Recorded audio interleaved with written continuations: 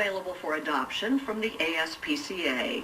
Just the sort of dog who stands to benefit from one of the biggest sporting events of the year. Richard Schlesinger has our play-by-play. Brady Anderson, second and 10. On this Super Bowl Sunday, of all Sundays, permit us a touch of heresy with apologies to the Patriots and the Eagles. Theirs is not the only game in town. Let the Puppy Bowl begin! This afternoon, there is also this competition of sorts. Team Rough versus Team Fluff. 90 puppies playing in the 14th annual Puppy Bowl on the Animal Planet cable channel. Jennifer Torrance picks up a toy at the 30. She gets the first down and then some. That's a touchdown! Mango and Morris, Boomer and Jay Paw are part of the game where the rules are simple and enforced by the referee. Chew toy, Morris. Chew toy, Morris. That's right. The referee, Dan Schachtner. I always say the rules of Puppy Bowl could fit on like one Post-it note. It's basically drag a chew toy into the end zone. Doesn't matter which end zone. Could be multiple. Yeah, you could play for the other team. We don't care. Intentional growling. They're all puppies. They've all got their own agendas. Most of them are not that socialized. They're certainly not house trained. And we're trying to get them to play a competitive football game. So you can imagine It could possibly go wrong. Right. Oh, no, that's not good. That's a foul on you guys. Humping the hound. 10 yards, keep it clean. I'm watching you, Crimson. They play on a specially constructed and easily cleaned field in a Manhattan studio. Like the human game, there are cameras everywhere. And like the human game, the players are sometimes given penalties. Unsports dog-like conduct. Setting you back 5 yards. And no belly rubs. I mean it. And that's pretty much where the similarity ends. No belly rub. In this game, the players don't curse the ref. That's right. They kiss him. You can kiss up to the ref. Works every time. But Dan Schachtner is more than just the referee. Who is this? Well, this is Biscuit. He is providing foster care to one of the players, Biscuit. She's 3 months old, of uncertain pedigree, and like all the dogs in the Puppy Bowl, she is looking for a home.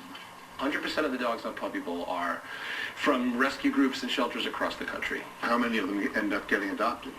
We have a 100% adoption rate. You imagine, we're in a room with these pups and hundreds of volunteers. The chances of them getting adopted are very, very high. The Puppy Bowl started small, 14 years ago. Just a few players in a room in Maryland. I know for the fact that the first year it was just a kind of harebrained idea. Erin Warner is in charge of the Puppy Bowl now, and she has watched it grow. So how hard is it to put one of these shows together? It is a much bigger effort than you can imagine. We have a whole casting process, including a big wall. I'm sorry, you said a casting process? A casting process, yes. We're trying to make sure that we get as many shelters represented as we can. And then, of course, we need the right mix of puppies. He's from Sanctuary Rescue in Midlothian, Virginia. We're from Barktown Rescue in Boston, Kentucky. This year's puppies come from 48 shelters around the country and from Mexico, where Mango was found on the streets of Puerto Penasco by a rescue organization called Compassion Without Borders. He was brought to their shelter in California before making the trip here, a trip that would change his life. Mango.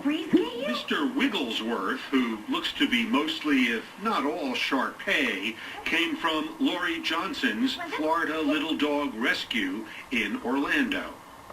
Wait, Florida's prime football recruiting grounds. Hi, Peppa. They recruit a lot of puppies here, too. She has sent more than 40 in 4 years to the Puppy Bowl. It is an honor. It shows that our rescue is doing rescue the right way. and we like that we're chosen as ambassadors to spread the message of adopting. Mr. Wigglesworth represented his shelter well, although maybe not exactly as a competitor. Hey, Mr. Wigglesworth, 5-yard penalty for excessive snoozing. Aquaman, Juniper, Iris, and Button. Managing all these dogs is a lot like herding cats, but it is worth the trouble for Animal Planet. This is the highest rated show all year on the channel, and it's worth it for the shelters too. What will happen at your shelter when the Puppy Bowl airs? My phone will blow up. We'll get thousands of phone calls on Puppy Bowl Day, which is great. And so Clyde may already be adopted, but he's going to help hundreds of other dogs get adopted.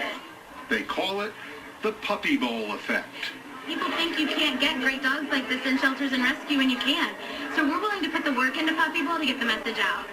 Give me five. Give me five. Oh, yeah. This show has been so successful at getting puppies adopted that this year Animal Planet has started the Dog Bowl. So older dogs, who can be difficult to place, get a chance for what Mango and the other puppies have now. Good boy, Mingo. A permanent home. Mango is now a world away from Puerto Penasco.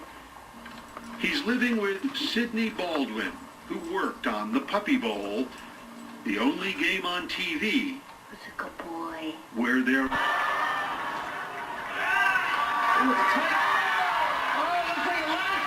The New England Patriots are the Super Bowl champs! that Super Bowl prediction.